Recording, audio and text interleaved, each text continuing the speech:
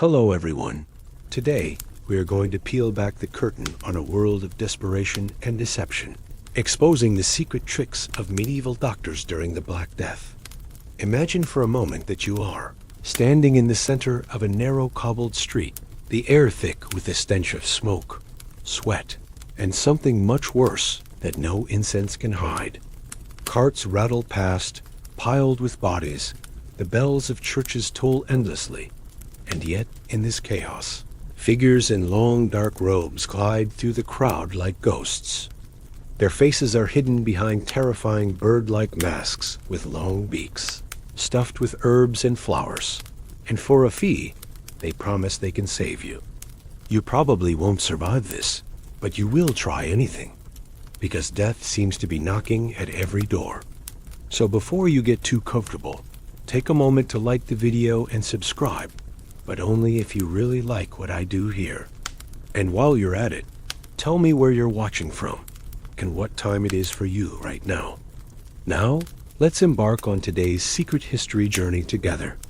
You shuffle forward as a doctor dips his gloved hands into a pouch filled with dried roses, mint, and bitter juniper berries. He stuffs them into the beak of his mask, muttering that it will purify the air. You wonder if it is really medicine or just theater. Behind him, a boy coughs, then collapses. The crowd scatters, mothers clutching their children, and the doctor continues walking as if nothing happened. This is your first lesson in the strange world of plague medicine. Appearance mattered as much as effect. If you looked like you held knowledge, people would trust you, even if your knowledge was little more than superstition dressed in ritual. You notice the gloved hand of another physician holding out a vial. Inside it swirls a mixture of vinegar and crushed emerald powder, sold for a price that could feed a family for weeks. Some drink it with hope, others with fear, and historians still debate whether the doctors truly believed in these recipes or simply profited from panic. You are not allowed time to think deeply, because a scream cuts through the square. A barber surgeon in a leather apron has set up a stool on the corner, offering quick cures for a coin. His trick is simple: cut the arm, drain the blood, and claim the illness flows out with it. The patient, pale and terrified, grits his teeth as the razor opens skin. The crowd watches, whispering prayers, and you feel the dread spread like smoke. You realize that medicine in this world is not a science. It is a theater of survival, a gamble between hope and death. You step into a dimly lit apothecary, jars of dried lizards and powders from crushed pearls lining the shelves. The apothecary boasts that each concoction has traveled from distant land, spices from Arabia, oils from India, charms from Africa. In the half-light, you see that some are no more than colored sand. Yet people pay gladly, because in times of fear, even a lie feels like a shield. The trick is not only in what the doctors sell, but in how they sell it. A confident tone, a dramatic gesture, a robe that makes them look like prophets instead of quacks. You follow them back onto the street where priests chant, blaming sin and divine wrath for the plague. Scholars scribble furiously in corners, whispering about invisible seeds in the air. Contagion passed by touch, even the influence of the stars. But you see how those whispers rarely leave the page, for to question openly is to invite danger from church and crown alike. What fascinates you most is not that medieval doctors were fools, but that they survived by turning fear into a performance. They wore costumes, brewed strange mixtures, and borrowed secrets from everywhere, creating a patchwork of medicine. It was half hope, half illusion. The trick worked just enough to keep people believing, and belief itself was sometimes the only medicine available. As you take a final glance around, the weight of the time presses on you. The fear is real, the tricks are strange, and yet you feel drawn deeper, wanting to know what other secrets these plague doctors kept hidden. The Black Death was not just an epidemic. It was the stage for some of the strangest, most desperate medical tricks in history. And you are about to see them all, one by one, As you walk further into this world of masks, potions, and whispered promises, you follow the swaying steps of one of these masked figures and realize that you are no longer just a bystander. You are inside the strange performance of exposing the secret tricks of medieval doctors during the Black Death. The beak-like mask looms larger as you step closer, its leather surface cracked, its glass eyes gleaming faintly in the dim light of a torch. The doctor adjusts the long pointed nose, carefully stuffing it with marigolds, cloves, and dried lavender, as if turning himself into a living incense burner. He tells the people crowding around him that the air itself is poisoned, and that only through this mask can one survive. You hear murmurs of awe and suspicion, some whispering that these men look like carrion birds feeding on death, others insisting that God himself has guided them to wear such costumes. The mask is more than protection. It is a symbol, a talisman, and perhaps the most effective trick of all. You notice how people recoil from him, but also how they follow his words, clutching coins to pay for his advice. You are swept along as he moves from house to house, tapping on doors with his staff, never touching the sick with his bare hands. He mutters that the staff keeps evil at bay, that the leather gloves shield his body from unseen corruption. You wonder whether he truly believes, or whether this is a costume worn to reassure himself as much as the frightened masses. The longer you watch, the more you realize that these beak doctors are as much performers as healers, using mystery and fear to carve a place for themselves in the middle of disaster. Historians still debate whether these masks were genuinely common in the common 14th century, or whether later centuries romanticized them, but what cannot be denied is the image's power. You stand at the corner of a square where children giggle nervously, mocking the bird-faced men, while mothers hush them with trembling hands. The doctor lifts a pouch tied to his belt and shakes it open. Out falls a mixture of rosemary, mint, and something sharper vinegar-soaked rags, which he claims can be pressed to the nose to ward off plague. The people snatch them eagerly, desperate for a shield against the stench of death. The air smells of burning pine from the pyres, and the sour tongue of vinegar. It is a marketplace of fear, and you are in the middle of it. Your steps follow the doctor into a candlelit chamber where a wealthy merchant's family waits. They bow their heads as the physician circles the bed of a feverish boy. He waves his staff as if conducting a ritual, then places a packet of herbs beneath the child's pillow. He whispers that the plague cannot pass through pure fragrance. You catch the mother's tearful eyes, full of hope, and you feel the weight of how much power these men wielded, simply by claiming knowledge that others lacked. You lean closer and notice small bells sewn onto the robe's hem. They jingle softly with every step, a sound that feels like both a warning and a blessing. It is another trick, a sensory illusion, meant to remind everyone in the room that something sacred is happening. In reality, the boy's cough worsens, but the family clings to the ritual. Outside, you hear villagers whispering rumors that these strange bird-faced doctors are not healers at all, but thieves, stealing valuables under the cover of their masks. Some even claim they are hired to spread death rather than prevent it. You feel the paranoia ripple through the town like another contagion, feeding suspicion on top of sickness. Yet the line between fraud and genuine belief blurs. After all, even today scholars admit that keeping a physical barrier, burning herbs, and using vinegar did reduce exposure in some cases. Perhaps the doctors did not understand the science, but their theater had fragments of truth hidden within it. You realize that you are learning not just about masks, but about survival. How in a world with no antibiotics and little understanding of disease, fear itself became a currency. To survive meant to sell confidence, to cloak yourself in symbols that suggested power over death. The mask, the staff, the gloves, the herbs each, was a trick and a performance of control, a fragile wall between terror and hope. And as you stand there, watching the flickering torchlight on the glass eyes of the beak. You understand why the image of these doctors has haunted centuries of memory. It is not just a costume. It is the embodiment of how far people will go when the world is crumbling, and how desperation can turn superstition into medicine. You leave behind the shadow of the bird, mask and wander, into the bustle of a crowded market, where the real tricks of exposing the secret tricks of medieval doctors during the Black Death unfold in jars, powders, and whispered promises. The apothecaries sit behind wooden counters, stacked with glass vials and clay pots, their shelves bending under the weight of exotic ingredients. You watch as one man grinds a mixture of crushed sapphires, dried snakeskins, and fragments of ivory into a fine powder, then scoops it into a small pouch. He swears that this rare potion, mixed into wine, can drive out the plague that lurks unseen in your blood.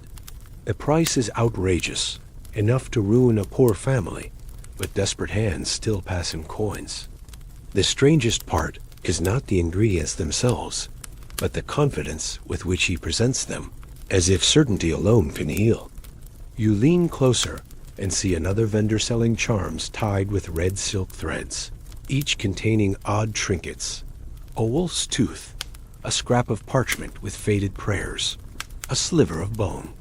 He insists that wearing one will deflect the plague like armor. Mothers snatch them up, tying them around their children's necks, their eyes wet with fear and hope. Historians still debate whether these physicians truly believed in the power of such objects, or whether they knowingly traded in illusions. But in that moment, you realize the truth hardly mattered. The act of believing was itself the medicine. As you move deeper into the market, the scents of cinnamon, camphor, and ground pepper fill the air, mingling with the stench of decay. Traders claim their spices have come from distant lands: Arabia, India, Africa, places that feel almost mythical to those who have never traveled farther than the next town. You overhear one doctor explaining that a mixture of cloves and honey, boiled down into a syrup, can cleanse the chest of pestilence. Another man sells a vial of quicksilver, saying its metallic sheen reflects disease away from the body. You recoil at the thought of swallowing poison, but then you remember that fear makes even poison look like hope. A woman beside you clutches a tiny book of prayers, pressing it to her lips while her husband bargains for a jar of unicorn horn, which you quickly recognize as powdered narwhal tusk. The odd detail is not just the substance, but the ritual around it: powder sprinkled over bread, oil rubbed into the skin, charms buried beneath thresholds. Each act becomes part of a secret language of survival. You step into a dim shop where the shelves seem to stretch into shadows. The apothecary, with ink-stained fingers and eyes sharp as knives, invites you to taste a bitter liquid he calls theriac. He boasts that it contains over 60 ingredients: opium, myrrh, viper flesh, and countless herbs. He assures you that kings and emperors have sworn by it for centuries. You sip and feel the burn of spices and wine, and though you know it cannot cure a plague, you understand how the sensation of power and warmth could convince the desperate that something inside them has shifted. The trick lies not only in the recipe, but in the performance of knowledge, the weaving of myth into medicine. Outside, the evening bells toll again, and the crowd thickens. You notice a physician with a long scroll, reading aloud lists of forbidden foods and protective diets. Avoid figs, avoid pork, drink only red wine, eat bread soaked in vinegar. People scribble these down eagerly, their faces lit with relief at finally having rules to follow. You realize that in a world of chaos, even bad advice feels like order. The plague has made everyone hungry for certainty, and the apothecaries and physicians sell certainty by the spoonful. You pause to consider that perhaps these medieval doctors were not entirely frauds. Modern scholars point out that some of these remedies, garlic, vinegar, and certain spices, did contain antimicrobial properties. Yet the line between effective cure and useless charm was invisible to those who lived and died under the shadow of the Black Death. You walk away from the market with your head spinning, the scents of herbs and the cries of vendors clinging to you. What you carry now is not just the memory of powders and charms, but the understanding that these tricks worked because they gave people the illusion of control. And sometimes, when death was at every doorstep, that illusion was the only thing keeping anyone alive. The night deepens and the sound of bells fades, but you suddenly hear the sharp cry of a man echoing down the alley, and you realize you are about to witness another layer of exposing the secret tricks of medieval doctors during the Black Death. You turn a corner and see a wooden stool set in the torchlight, a man strapped down by leather belts, his face pale, his breath rattling. A barber surgeon steps forward, his apron smeared, his knives gleaming from the grindstone. He announces that the body must be drained of its poisoned blood, and the crowd pushes closer, some eager, some horrified. You smell iron in the air as he opens a vein with practiced precision, and the patient groans, eyes rolling back. The doctor declares that the evil humors are leaving, that balance will return. Yet you see the man slump weaker, life flowing away with each drop. This is medicine as theater, a brutal performance where pain itself is the proof of treatment. The surgeon then heats a metal rod in the flames until it glows red. You flinch as he presses it to the wound, the hiss of burning flesh mixing with the man's muffled scream. The crowd winces, but no one dares step forward, for this is supposed to be the path to health. You realize that in this time, suffering was often mistaken for healing, and the louder the cry, the stronger the belief that the plague was being driven out. You step into a cramped room where another patient lies on straw, surrounded by family clutching rosaries. A physician mixes a paste of mustard seeds, pigeon droppings, and vinegar, then smears it onto the man's chest. He insists that the heat will draw out the poison. The smell is sharp, nauseating, but the family nods, grateful for any action that looks decisive. Historians still debate whether these strange poultices offered any relief or were merely cruel distractions. But what you see is that action itself, no matter how bizarre, gave people hope where silence meant despair. Another doctor pulls out a collection of leeches from a jar, their slim bodies writhing in the dim light. He places them on a woman's neck and arms, murmuring that they will suck out the sickness. The woman gasps as they cling to her skin, but she forces herself still, whispering prayers. You lean closer and notice how her family looks away, unable to watch, yet unwilling to stop the ritual. To you, it seems like horror disguised as healing, but in their eyes, it is salvation. The oddest detail comes when the surgeon pulls a small live chicken from a basket and presses it against a bubo on the patient's armpit. He mutters that the disease will leap into the bird, sparing the human. The chicken thrashes and squawks, feathers flying, but the doctor holds it firm, as if this grotesque exchange is a sacred transaction. You feel a chill run through you, not just from the cruelty, but from the conviction with which everyone accepts it. And yet, buried inside these violent rituals, you notice fragments of logic. Bleeding does reduce fever. Vinegar does kill some germs. Fire does cauterize wounds. The tragedy is that without true knowledge, these half-truths become deadly. You see how the doctors wielded their tools like weapons in a war they could never win, convincing themselves and their patients that every cut and burn was a step toward victory. You glance around the room and see children watching, their wide eyes reflecting the flames, their ears filled with the screams of their neighbors. You realize that this spectacle is not just about medicine, but about control, about proving that someone, anyone, had power over the terror that gripped entire towns. Outside, the bells toll again, announcing another mass burial. You follow the surgeon as he wipes his blades, already preparing for the next patient, his confidence unshaken, his pockets heavier with coins. You understand now why these secret tricks of medieval doctors during the Black Death have lingered in memory. They were not just cures, but performances, rituals of suffering wrapped in the language of hope. And as you step back into the cold night, the echoes of those cries chase you, leaving you unsettled yet drawn forward, eager to uncover what other desperate tricks lay hidden in this dark chapter of history. The road carries you away from the torchlit alleys of Europe and into the dust of a caravan trail, where merchants whisper as if guarding treasure, and you realize another chapter of exposing the secret tricks of medieval doctors during the Black Death lies not in what they invented, but in what they borrowed.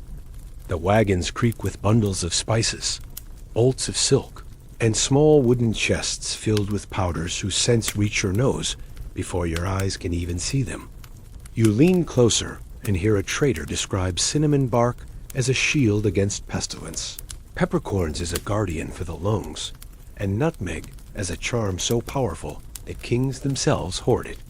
These goods come from Arabia, from India, from ports along the Red Sea and the Indian Ocean, and yet by the time they reach a European town, they are sold as if they were secret knowledge owned by local doctors. You step into a smoky chamber where a physician grinds cardamom and clove into a paste, stirring it into wine and declaring it a cure. He does not mention that the recipe is centuries old, drawn from Arabic texts like those of Avicenna and Al-Razi, scholars whose names few of his patients would ever hear. Instead, he claims the inspiration came to him in a dream, ensuring that the power remains his alone. You realize that secrecy was part of the trick, that guarding the source of knowledge was as valuable as the knowledge itself. Historians still debate whether medieval doctors truly understood the origins of these remedies, or whether they deliberately erased the trail to appear more learned. But what you see is that each foreign spice and herb became woven into a cloak of mystery that gave doctors authority in the eyes of the desperate. You walk further and find a Jewish physician quietly instructing his patients to burn myrtle leaves and inhale the smoke, a practice learned from scholars in the East. Yet he must keep his teachings discreet, for in this time, suspicion and prejudice can be as deadly as the plague itself. His careful notes are hidden, written in coded letters, while his patients simply believe he has a gift. You pause at the odd detail of a clay jar filled with rosewater, imported at great expense from Damascus, poured over floors and into cups, believed to wash away unseen poisons in the air. The scent is sweet, almost intoxicating, and for a moment you understand how easily fragrance could be mistaken for health. You notice, too, how medical texts translated from Greek into Arabic and back into Latin shift slightly with every hand that copies them, adding errors, adding inventions, until the original wisdom becomes something entirely different. Yet the fragments that survive still save lives. Coriander soothing fevers, saffron easing coughs, vinegar scrubs reducing infection. You find yourself standing at the docks of a Venetian port, watching crates unloaded, the pungent smell of ginger rising in waves.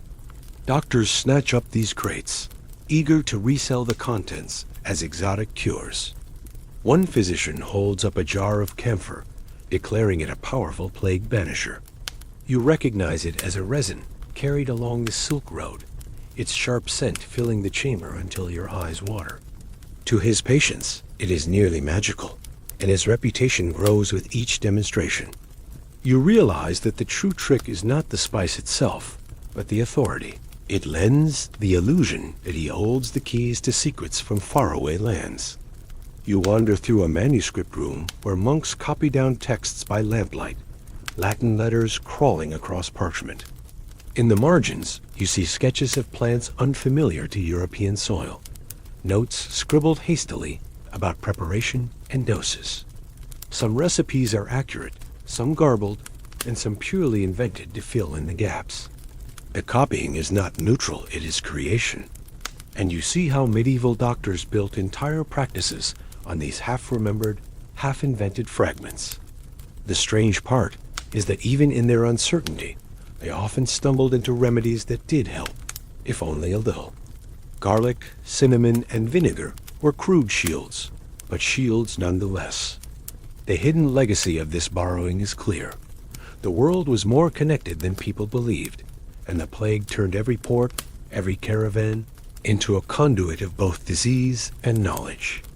You step back into the street and notice how the European physician, cloaked in black, presents these Eastern secrets as his personal discoveries. He bows to his audience, collects his coin, and walks away triumphant. And you cannot help but think that exposing the secret tricks of medieval doctors during the Black Death means also revealing how much of their authority was built on ideas they never credited, fragments smuggled from distant worlds and wrapped in silence. The candles flicker against the stone walls of a chapel, and you feel the chill of incense-heavy air as you step into a world where exposing the secret tricks of medieval doctors during the Black Death collides with faith itself. A priest stands at the altar, his voice rising in chants that echo through the nave, declaring that plague is punishment for sin, and that no herb, no potion, no mask can protect the guilty. You watch the congregation kneel, trembling, some weeping openly, desperate for forgiveness. Outside, however, a physician scribbles notes under the cover of night, sketching stars and mapping constellations, whispering that disease follows the heavens rather than morality. You realize you are standing at the fault line between two kinds of power religion, which claims to hold divine authority, and science, which begins to whisper of air, contagion, and unseen forces. You step closer to the priest as he raises a relic, a splinter of wood said to be from the true cross, and presses it to the forehead of a fevered child. The crowd murmurs with awe, convinced that holiness alone will draw out the pestilence. But the child's cough deepens, and you notice the mother's eyes shift nervously toward the door, where the physician waits with a jar of vinegar and a sprig of rosemary. Historians still debate whether the church genuinely believed in these rituals, or whether they served to maintain order by offering spiritual explanations for chaos. What you see is that both priest and doctor performed their roles with equal conviction, both selling a kind of hope. The oddest detail comes when you witness a procession winding through the town, men whipping their own backs with chains, chanting hymns to atone for sins believed to have summoned the plague. The sound of iron striking flesh echoes like drums, and you feel the surreal power of collective fear turned into ritual. The doctors, for their part, observe from the sidelines, taking notes on which neighborhoods burn incense, which families survive, quietly testing theories, even as they bow their heads in public piety. You sit with one scholar in a dimly lit study as he explains the idea of miasma, the belief that foul air carries disease. He burns juniper in a brass bowl, the smoke curling around his notes, convinced that purifying the atmosphere will drive away death. Another scholar insists that the alignment of planets foretold the disaster, showing you a chart marked with strange symbols. They disagree with passion, yet both believe they are standing on the threshold of truth. You realize that the real trick here is not just ritual or superstition, but the art of blending them with enough science to appear convincing. You walk down another street where a doctor has erected a tent, instructing people to stay inside while he burns herbs and circulates air through pipes. He claims that isolation and fumigation will cleanse the body, and though the tent stinks of smoke, some patients emerge healthier, more by accident than design. You feel the tension rise as townsfolk whisper about blasphemy, about doctors pretending to rival God. Yet when the priest's prayers fail and the doctor's fumes succeed, even skeptics line up outside his tent. You realize that the battle between faith and science was never clean. It was messy, filled with contradictions, with doctors crossing themselves before cutting flesh, priests blessing remedies before distribution, both sides adapting each other's tools in secret. The plague blurred boundaries, forcing everyone to improvise. You step outside into the night air, stars glittering above. Somewhere a scholar insists that the heavens dictate fate, while another claims invisible seeds of disease spread through touch. The debate feels endless, and yet you sense that through the noise, fragments of truth are beginning to emerge. Perhaps the greatest secret of medieval doctors during the Black Death is that they learned by pretending, by blending ritual, superstition, and scraps of observation, until something useful survived. And as you walk away from the chapel's shadow, the bells toll again, not just for the dead, but for a world straining between two visions of reality, one rooted in divine mystery, the other in the first trembling steps of science. The bells fall silent, and you find yourself in a library where the air is thick with dust and candle smoke, shelves groaning under the weight of parchment and ink, and you sense that you are about to uncover the final layer of exposing the secret tricks of medieval doctors during the Black Death.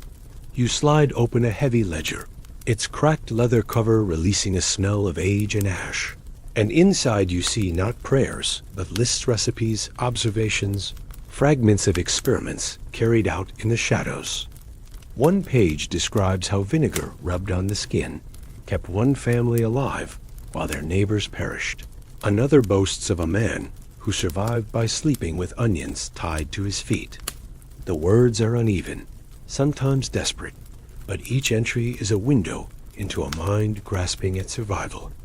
You trace your fingers over a note, claiming that burning sulfur at night kept entire houses safe, though the stench would have driven anyone mad. Historians still debate whether such stories are myth or memory, but you realize that to those who lived them, the line hardly mattered. You lean over the ledger and notice a drawing. A physician in his beaked mask, staff raised, surrounded by children. It looks less like a medical sketch and more like a saint's portrait, as if the doctor himself had become a figure of devotion. The odd detail is that the margins are filled not with Latin, but with prayers scribbled in the local tongue, suggesting that families clung to these figures, not only as healers, but as icons of hope. You close the book and step back into the wider world, where centuries have passed, yet the echoes remain. The plague is gone, but its tricks live on in ways you never expected. You hear a doctor in the 17th century prescribing quarantine and fumigation, ideas rooted in those fumbling experiments of the Black Death. You see 18th century physicians still bloodletting, still clinging to the old rituals, because tradition is a heavy chain. You even notice how in the 19th century, when cholera swept through cities, some leaders reached again for vinegar and herbs, echoes of the same desperate cures. The tricks never vanished. They evolved, woven into the foundation of medicine itself. You wander further and see how modern science has dissected these fragments, praising some, discarding others, but never erasing their influence. Vinegar is still recognized as a disinfectant, garlic still studied for its antibacterial properties, and quarantine, born of medieval fear, remains one of the most effective tools in outbreaks. The legacy of those doctors is not simply superstition, but a strange, crooked path that led medicine toward the future. You imagine the faces of those who once trusted the masked physicians, their eyes wide with fear, their coins clutched tight, their hopes pinned to a vial of powder or a charm on a string. You realize that the true trick was not the herbs or the potions, but the ability to transform terror into trust. And perhaps that is why the image of the plague doctor still lingers, long after the pestilence itself has faded, because it embodies both the folly and the courage of a time when knowledge was thin and death was thick. You step back into the library one last time, the ledger closing with a soft thud, and the candlelight blurs at the edges of your vision. You feel as though you have carried the weight of centuries in your hands, each page a reminder that even in the darkest moments, people will search for answers, however strange, however flawed. Exposing the secret tricks of medieval doctors during the Black Death is not just about revealing superstition. It is about understanding how humanity survived by clinging to fragments of hope. And as you let the image dissolve, You cannot help but wonder which of our own remedies will look just as strange to those who come centuries after us. Now, here is your final gentle close. The candles dim, and the voices of history soften into whispers. You feel the sharp edges of fear smooth into distant echoes, like waves retreating far from the shore. What lingers now is not the terror of plague carts or the cries of barber surgeons, but the steady rhythm of survival, of people doing whatever they could to hold on. Let the image fade into a blur. Let the clamor dissolve into quiet, and breathe deeply as if inhaling the comfort of herbs without the fear that once surrounded them. You are safe here, far from the smoke and the masks, resting in the knowledge that the darkest ages have passed. The story closes gently, like the cover of a book pressed shut, leaving only calm in its wake. Drift softly now, letting your thoughts grow lighter, as though carried away by candle smoke curling upward into the night. End of script. Wishing you much joy and health.